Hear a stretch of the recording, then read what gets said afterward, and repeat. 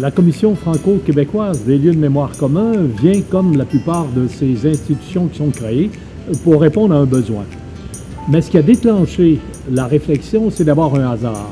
C'est un peu par hasard que, ayant été ministre du gouvernement du Québec dans les années 60, je me suis retrouvé, une trentaine d'années après, délégué général du Québec. Uniquement l'économie ne pouvait pas justifier une coopération de cette importance, puisque l'économie, Après avoir rencontré Pierre Nora et certains autres historiens, j'ai lancé l'idée de créer une commission, une table ronde qui ferait le lien entre les universitaires et les associatifs pour porter et réinvestir jusqu'à un certain point la mémoire commune. On va démarrer le débat tout de suite. C'est un néologisme, le lieu de mémorisation.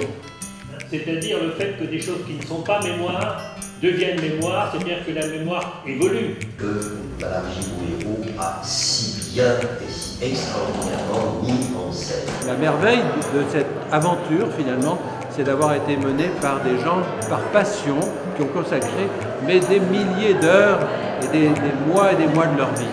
Centaines de gens qui sont associés, qui ont travaillé à mettre en valeur les lieux d'origine des pionniers. Ce qui est important, c'est d'entretenir la mémoire commune des Français et des Québécois. Et ces 12 volumes qui viennent de sortir, qui sont 12 volumes sur les lieux de mémoire communs entre les Québécois et les Français.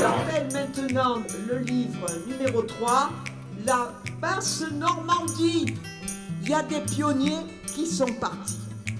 Et ces pionniers qui sont partis, eh bien, ils ont été indiqués, répertoriés dans des magnifiques ouvrages, 12 grands livres dans lesquels il y a toutes les régions de France.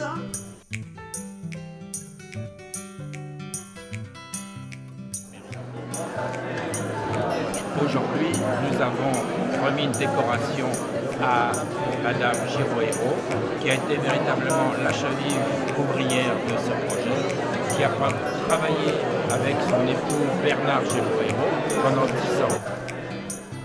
Au nom du président de la République, je vous fais chevalier de l'Ordre national du mérite.